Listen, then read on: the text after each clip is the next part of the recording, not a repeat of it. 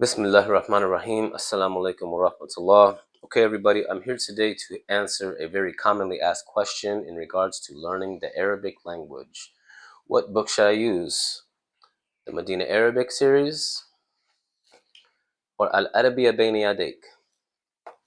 Before I get into the difference, I want to make my intention clear that the purpose for this video is not to give you my opinion of which book I think is better. I want to provide the benefit of both series so that whoever's watching this video can do their research and decide for themselves which series might be a better fit for them. So it may be that you're a faster learner and you may be able to handle more. You may want to go with Arabiyyah bayna yadayk. You may be a slower learner and you may want to take things a little bit slower. You might want to go with the Madinah series. With that being said, I'd also like to mention that whatever book that you choose, stick with it. Finish the book. Okay, you hear too often that somebody picks a book and they get through halfway or a couple of chapters and then they decide it's not for them. Make sure you do your research and that you stick with whichever book that you're going to choose and get through it. Just finish the book. Okay, hopefully, inshallah, this video will provide some helpful insights to help you decide which series is best for you. With that being said, let's get right into it. So first, in terms of learning the Arabic language, there's three categories of learning. There's grammar or nahwu, there's sarf or morphology of the words, and vocabulary, kalimat, okay? So these are basically the three main parts of which you need to begin learning the Arabic language. So with Al-Arabiyyah bayna yadayk, it comes right out of the gate giving you the vocabulary through hiwar or conversation, okay? Through the application of speaking. So in the first book, there's less focus on grammar and it's front loading you with the vocabulary. Each chapter gives you three main conversations. Okay, so what Al-Arabiyyah bayna yadayk does is that through the exercises, it gives you practice through making different variations of the conversations that it's giving you, meaning that it changes around the ismun or the person, place, or thing, or the fi'lun, the action words, the thing that you're doing. So by switching these words around in the conversation, it's essentially teaching you to say more. It's giving you more. It gives you three main conversations, but these exercises are actually giving you more. It's building on these conversations. So it's a huge help. So don't skip the exercises. It's very helpful so that you don't learn or just memorize the conversation of the chapter. It's really, in a sense, teaching you how to speak on the subject of that chapter. It's teaching you how to speak to the masculine, how to speak to the feminine, or even the person that's absent, or speaking about something that's masculine or something that's feminine, or the thing that is absent. Okay, so what these chapters and these exercises are doing is they're building up your conversational competency. They're teaching you how to speak. It's teaching you how to ask questions. It gives the non-native speaker what they need most: vocabulary and how to use it and how to apply it through practical topics. Topics like the greeting, the family, the home, the work, the salah or the prayer, the traveling, the studying, all of these kinds of different things. So it's giving you practical topics for you essentially to describe and express what you do throughout your day. So focus on the vocabulary. Find a system that works for you to solidify and absorb the vocabulary so that you understand it very well. Moving on to the Madinah series. So with the Madinah series, there's a lot more focus on grammar, okay, and less vocabulary. Each chapter has a particular grammatic lesson that it's giving you, that it wants you to understand, a different grammatical rule that it wants you to focus on. So again, there's plenty of exercises throughout the chapter to help you gain an understanding of this grammatic rule that it wants you to learn. So don't skip the exercises. It's really to enforce the lesson. And if I'm not mistaken, in the first book of the Madinah series, there's only about 4 or 5 fi'lun or action words. So it's kind of safe to say that there's not a lot of action happening in the first book. A benefit of the Madinah series that you may not find in Al-Arabiyyah bayna yadayk is that with the side of new vocabulary words, they come with vowels or harakah, or basically a way for you to know how to read the words, okay? So as these words are repeated, the vowels of the harakah are removed from the words. So you're essentially memorizing and remembering, learning how to read these words without the harakah.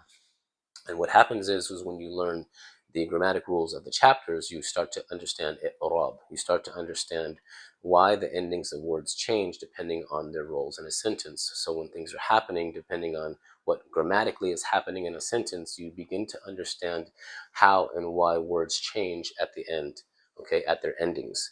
Okay, so between learning how to read the vocabulary words without haraka or without vowels, and understanding the changes that happen to the ends of words based on their role in a sentence, it's essentially teaching you how to read the Arabic without vowels or haraka or tashkil. And this is a huge, huge benefit because most of the kutub al-ilm do not have haraka and vowels in them. Okay, you will find that a lot of the books, even books for kids, a lot of general reading stuff, there's no haraka, there's no vowels in the writing. So it's not like the Quran or the Mus'haf where it's easy. You know how to read everything and understand how everything is pronounced. In the Kutub al-Ilm and in a lot of the sources of reading, there's not haraka or vowels in in the writing or in the script. Okay, so being able to read the Arabic without the vowels or understanding how you would read them because of the grammatic things that are happening is a huge, huge benefit that you do not get from Al-Arabiyyah bayna yadayk. So this is a great, great advantage.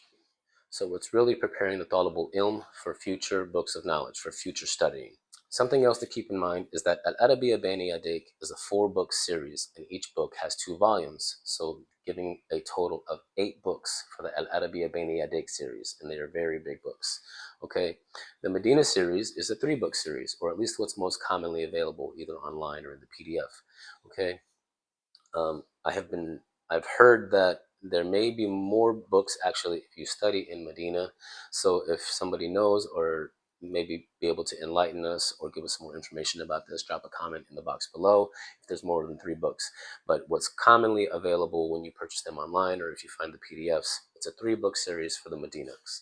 The other thing about the Medina series is that most books in general for learning, whether it's qira or learning to read or whatever it is, most of the books are not designed for you to teach yourself. Okay, they're designed as coursework. They're designed to be as part of a class, as part of a lesson. So probably more so with the Medina series, you're going to need someone who knows the book, someone who's familiar with the language, someone who's comfortable in teaching, and somebody who most importantly can teach you the grammatical lesson that's happening in each chapter. Okay, preferably a sheikh or someone who's very good with the language.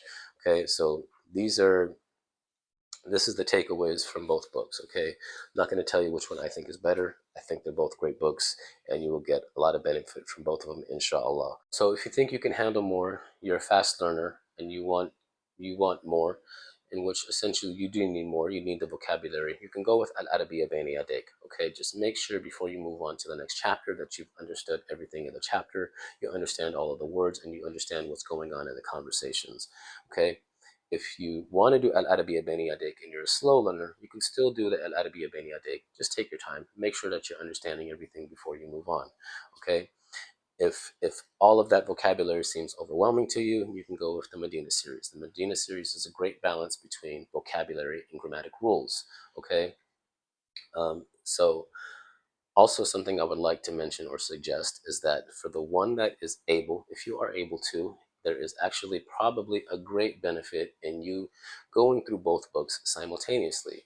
So you're getting the vocabulary and then you're getting the grammatical rules and you're learning how to read the Arabi without the tashkil or the haraka or the vowels. Okay, so it may be very helpful for the one who is able to go through both books simultaneously. I will not discourage you from doing both if this is your choice or if this is something that you would like to do.